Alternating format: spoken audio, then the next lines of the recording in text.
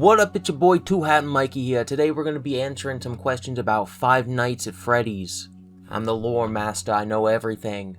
First question, why didn't he go to the hospital when his arm started swelling? This is in response to one of the Frights Fictions videos I put out. This is about Room for One More. In that story, the main character Stanley is afraid of hospitals because his father died of cancer, and he thinks that the doctor, the hospital itself, is responsible for this. And so when he starts just crunching down on mini Renos like potato chips, he decides that he is too frightened to go see a doctor about it. I asked a question in my community poll about how the toy animatronics came to life. The options are that they're the MCI victims' remnant, taken from the Wizards, put into the toys, animating them. 2 is that the DCI kids are the ones possessing them. 3 is that it's just AI, which is what Phone Guy tells us in the game itself, and that's it, you don't get a 4th option. Morning Dusk here says, whatever's happening to make them weird, it happened to Mangle first because they're active in the Save Them minigame. My guess is they were repaired with remnant-infused parts from the Wizards,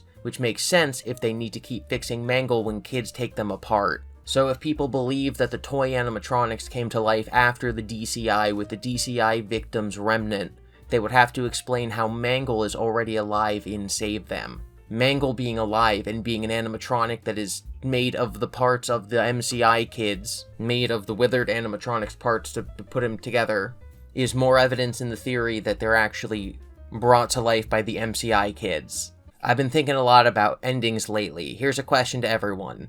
How do you personally want to see FNAF end? Well, this is a specific question for GiBi, so I think I'm going to let him take back over this video. Alright everyone, thanks for sticking around. Make sure that you stay subscribed. There's about 70% of my audience who actually aren't subscribed to my channel. For every like this video gets, you'll get to go another day without ever having to see Two Hat Mikey again. Alright, so we have this question. How do I want FNAF to end? Specifically, the end of everything, like the last frame of the series. I personally don't think FNAF will ever end, it's just too profitable and popular of a franchise, the same way that Star Wars will never end, and Harry Potter will never end, and every TV show you've ever liked will never end. Except for the ones that did end too soon. I'm still mad about Firefly.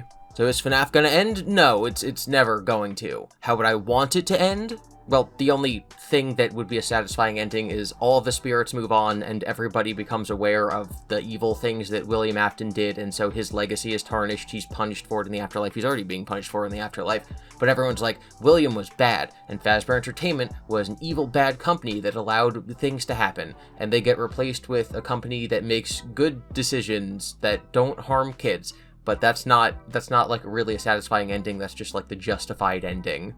If the series isn't going to end, I think they should just go totally crazy with it. I think we should get, like, actually Freddy in space, like a Halo-type game, but the animatronics are, like, robots possessed by, like, the fighting spirit of some really cool soldiers. So, like, it would start, and you're just a regular soldier, maybe in some sort of futuristic armor, and you die, and then you wake up and you're inside of an animatronic suit. You're Freddy Fazbear. Your patrol buddies are Bonnie and Chica and Foxy. And there can be space combat, and your squad mates is kind of like Star Fox. I'm picturing Star Fox. I'm literally just remaking Star Fox. Make Star Fox with Freddy, but it's also Halo. Does that answer the question? I think that probably answers the question. I think I answered that well enough. Yeah, let's just do all that. The real reason I switched back into my GiBi persona is because I didn't think I'd be able to read this in my Two Hat Mikey accent. I'm gonna keep recommenting until someone sees this one day. I gotcha. I think I have a fairly decent theory for the sister location Springlock failure. In the community, it's been said time and again that Funtime Chica was just a new design for Chica so that she could be part of the sister location style gang. When the idea of Chica's Party World came out with Help Wanted, I feel as if it never even was added to most people's canon. So Chica's Party World was actually something that was mentioned in the source code of the website, on Scott's website, before Sister Location came out. We knew about Chica's Party World before Sister Location was even released, and so the idea that there was a Funtime Chica out there is something that's been in the fan theory consensus since then. Chica's Party World is another canon sister location, just like Circus Babies. However, Circus Babies got most of the main cast of animatronics like Freddy, Bonnie, and Foxy. Therefore, Chica's Party World needs their own set of animatronic characters. Yes, and MatPat came up with the theory that the mediocre melodies would be at Chica's party world. Since GiBi has been vocal on believing that Chica as a character came from a merging of two animatronic-themed restaurants like the founding of Chuck E. Cheese, that's the canon I'm going with for this theory. Understandable, you're leaving a comment on my channel, makes sense. Scott obviously isn't averse to redesigning characters. In canon, that means William, or at least the Afton Robotics Fazbear Enterprise, isn't either. It's why there are like 50 Freddy designs. Fact check, true. People still say that. Am I out of touch? No, you're not out of touch. You do a really good Brooklyn accent. Thank you, Toto. Continuing. The community pretty commonly treats Roxanne Wolf as a female Foxy, but we know that Funtime Foxy, Lolbit, and Mangle are closer depictions to what that would fully look like. The reason I bring this up is because there are more references to a male wolf animatronic in the series. Chica's high school years has one, and so does the Twisted Ones. I think it's a good chance that the Security Breach location just changed this wolf's design. So the idea is that Roxanne Wolf is not a Foxy variant, it's a wolf animatronic variant, because we have seen wolves in other places in the franchise. So where have I been going with this all? I think Happy Frog from the Mediocre Melodies was turned into Monty Gator. The Happiest Day Kid had a green mask, which is attributed to Happy Frog, but it looks a bit more masculine, or at least having undergone a redesign. It does look more like a crocodile than a frog. Why is that important? I think the Mediocre Melodies were up for redesigns. Now it gets juicy for me. Rosie Porkchop is introduced in the Fazbear Frights series. She is, in my opinion, a redesign of Pig Patch from the Mediocre Melodies. That would make sense, they're pig animatronic characters. She's a different type of animatronic than what we've seen before. This is because she's both capable of spring locking and has an abnormally large stomach compartment, like the Funtimes. This means that someone can be put in her stomach compartment and spring locked while in there. I know what you're thinking. From a design perspective, that makes very little sense. Spring locks are a mechanism to attach an endoskeleton to a suit, not just a part of normal, non-suit animatronics. She's also, despite her very simple design, capable of near-sentient speech. Just like in Fazbear Frights Count the Ways, we get to see that the Funtimes weren't just designed to capture, but to torture. Rosie Porkchop has the same oversized compartment that fits two teenage girls, as well as an unnecessary method of torture. She's built like a Funtime. Why would that be? She's not at Circus Babies or in FNAF 5, she doesn't match the vibe or the color scheme at all. However, that doesn't mean she's not at a sister location. My theory is that Chica's Party World is another sister location within the FNAF universe. The animatronics are redesigns of animatronics associated with Chica in those early years. Rosie Porkchop, or some version of her, is one of those animatronics, designed to kidnap and torture like the other Funtimes. Her given torture method is spring locking. I'm following, I think this makes sense. This would also mean that at Chica's Party World, there was some version of Montgomery Gator, because Happy Frog would be redesigned into Montgomery Gator. I'm getting it, I'm following. When Phone Guy says in FNAF 3 that multiple spring locking failures occurred at a sister location, he was not referring to Circus Babies, which never even had a real opening, and instead occurred at Chica's Party World. The victims were likely found having been accidentally spring-locked while trying to enter this compartment, and Fazbear Entertainment holds no liability, cough cough. One piece of evidence that backs up this theory for me is that this means Chica's Party World might have some mark in people's memories, whereas Circus Baby's cast of characters wouldn't have. When looking at the Security Breach animatronics, who and what do they look like? Chica is white, only seen in her Funtime redesign. Monty is a Bayou Country story, which leans into him being an OG Chica character, or Happy Frog. Roxy, the random wolf character, is redesigned. Glamrock Freddy, and this is a total stretch, but doesn't he kind of look like Ned Bear with his coloring? A lot of that makes perfect sense, and I love when disparate parts of the franchise all come together, contributing pieces of evidence to make one overarching theory. I also love when we fill in parts of the franchise that we basically don't have any evidence for. Like, we know nothing about Chica's Party World. Also, Montgomery Gator being Southern themed and that being tied to the original version of Chica, that's genius. Genius, genius. Love it. It also kind of makes sense that if there was a spring locking incident at Chica's Party World that they would shut it down, and thus those character costumes would be available to replace the spring lock suits at the Freddy's location. So they have to get rid of the Freddy's spring locks and then bring in new costumes, which Phone Guy says, like, oh, their appropriateness might be questioned. Those could be the non-spring lock suits from Chica's Party World. Now, do I believe this theory?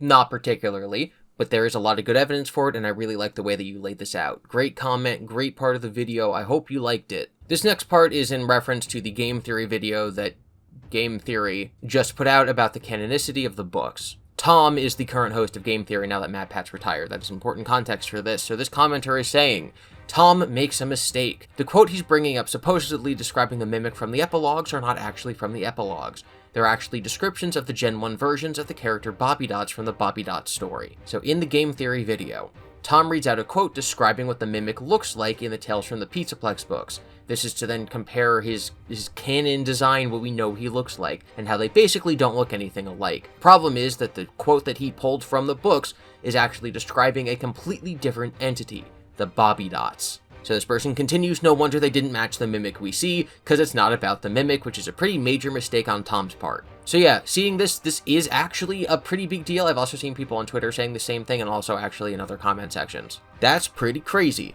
I think there's two possible explanations for this. One, someone really messed up. And two, possible that somewhere in the original version of the video, they were going to make the argument that the Bobby Dots are an extension of the mimic. Basically, the Bobby Dots are like a front for the mimic. The mimic uses their image to, like, get people to like them, sort of. Kind of like the theory how the VIP from the story VIP is also the mimic. The idea would be that the Bobby Dots are part of the Mimic program, because the Mimic is running all of the stories, all the computers, all the robots, all the animatronics, etc. in the Pizzaplex. When the physical aspect of the Bobby Dots is shown, it's possible that that is physically the Mimic, although I would question why the physical version of the Mimic would have to show up as himself if he is in control of, like, all the staff bots and all the things like that. So yes, questionable, bordering on just being completely wrong, which is kind of upsetting because I think a lot of people hold game theory to a really high standard. In my video covering Room for One More, I point out that there's a lot of evidence that it fits into the Frights fiction fan theory,